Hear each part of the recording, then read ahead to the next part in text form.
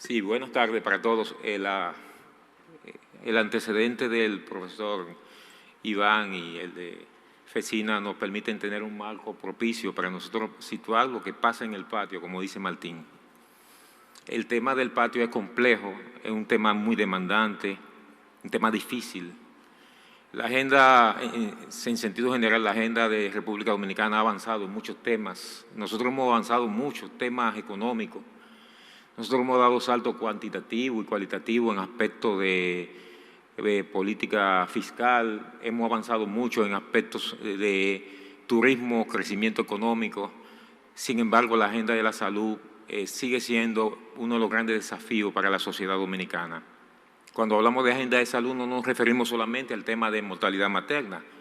Tenemos problemas de agenda de salud en sentido general que tenemos pendiente por resolver. Y en definitiva, la variable para un fenómeno económico no son las mismas que para un fenómeno de salud. Obviamente que aquí hay un gran desafío porque es un fenómeno multifactorial que golpea sistemáticamente la posibilidad de respuesta que tiene el propio sistema de salud que hemos construido hasta la fecha.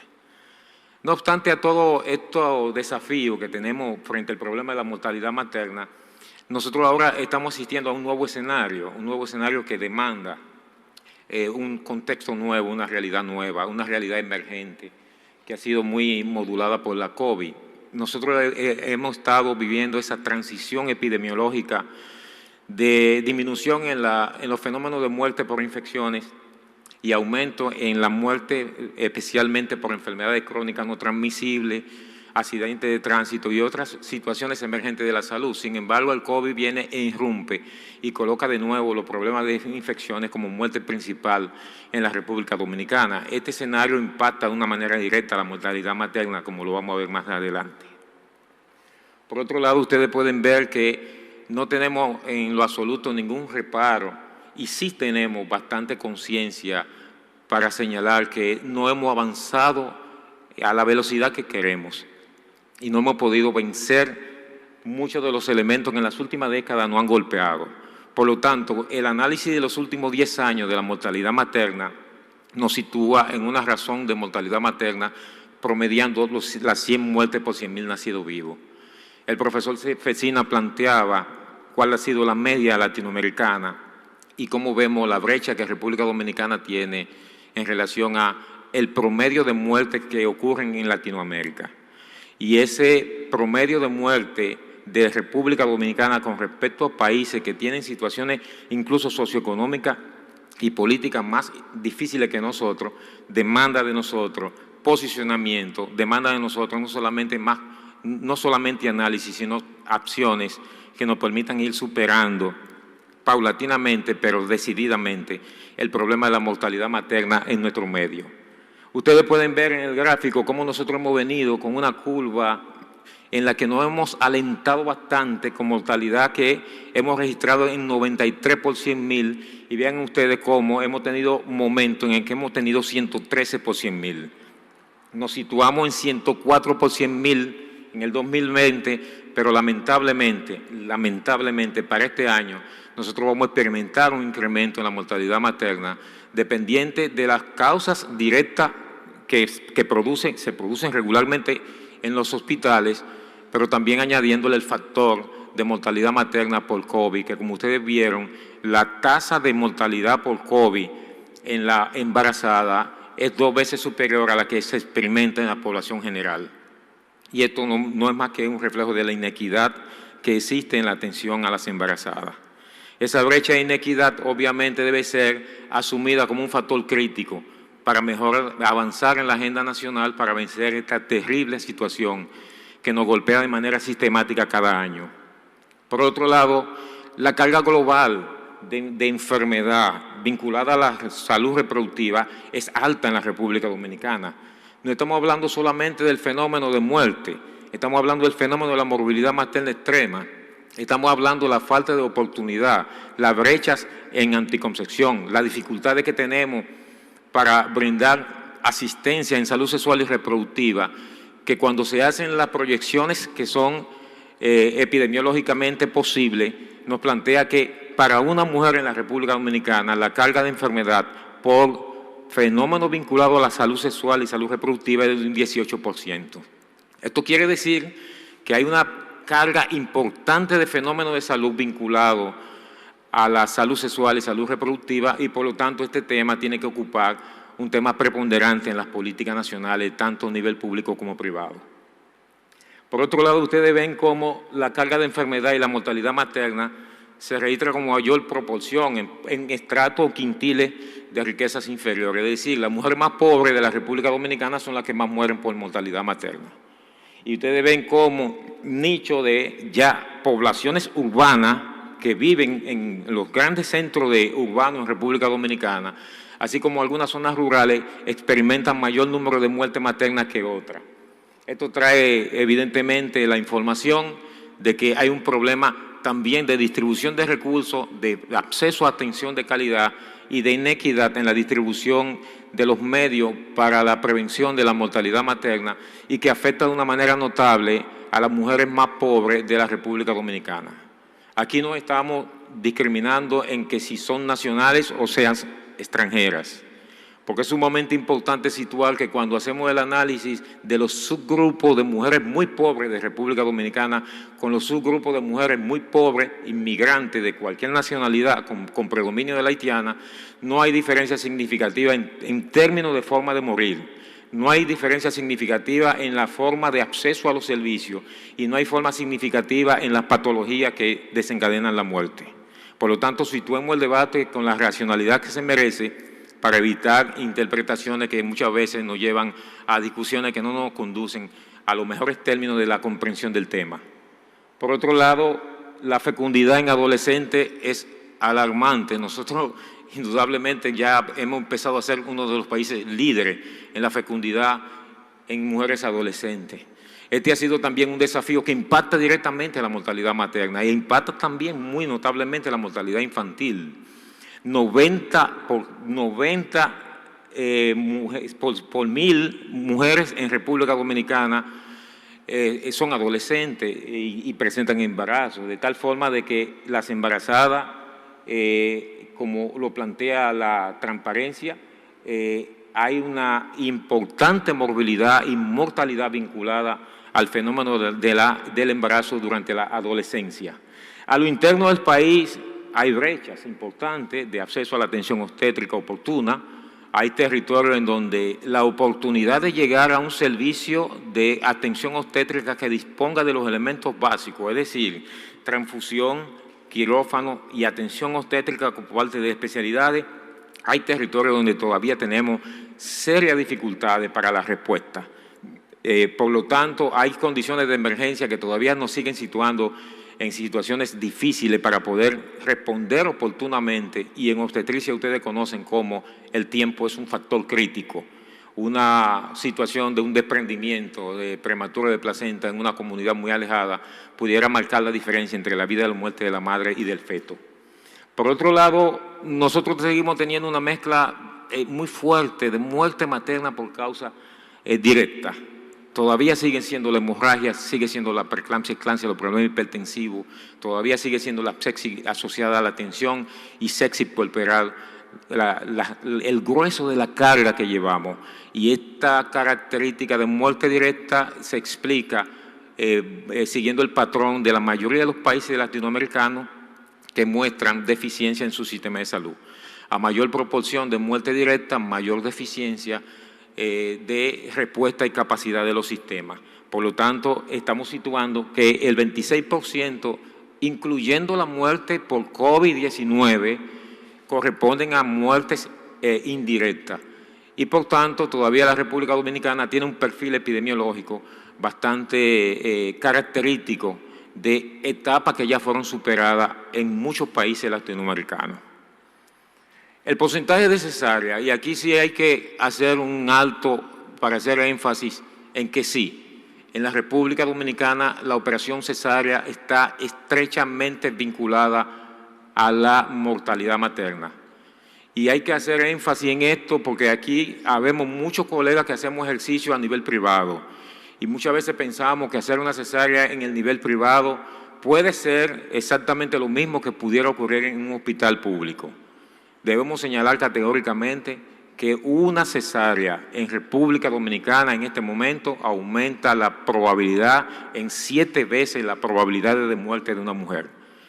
Y como ya nosotros empezamos a experimentar a ser líderes mundiales con cifras que, mal contada, nos sitúa en un 56% de cesárea, nosotros estamos siendo también, corriendo el riesgo de convertirnos también en líderes de muerte materna en la región del Caribe y Centroamérica, exceptuando países como Haití, que tienen serias dificultades para la atención institucional.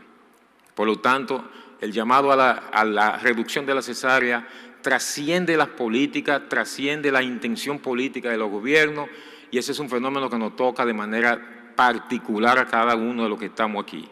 En nuestro ejercicio médico, lo que decidimos la cesárea somos nosotros, lo que facilitamos crear las condiciones para hacer una cesárea innecesaria somos nosotros, y no tenemos que ir muy lejos a buscar culpables. No es culpable el Ministerio de Salud, no es culpable el Servicio Nacional de Salud, ni es culpable ninguna de las gerencias políticas nacional. Los culpables de ese índice de cesárea somos nosotros, empezando por quien le habla, porque no me voy a excluir de ser parte de este fenómeno que vivimos todos. Por otro lado, la emergencia de COVID, la complicación de la hipertensión, este es un problema de agenda nacional. El 52% de la morbilidad materna grave se asocia al espectro de hipertensión, o hipertensión gestacional, o preeclampsia, eclampsia o GEL, siendo causa base del 34% de funciones que se registran en la República Dominicana. Y este es un fenómeno que fundamentalmente llama mucho la atención, porque indiscutiblemente que en el campo de la salud lo que más se ve es lo que más se maneja. Mientras más casos de preeclampsia tenemos, mejor debemos manejarlo. Entonces nos asalta la preocupación de ver que en ambientes en donde nosotros tenemos de manera reiterada, sistemáticamente, montones de mujeres que nos llegan con preeclampsia, eclampsia, todavía seguimos teniendo resultados cuestionables.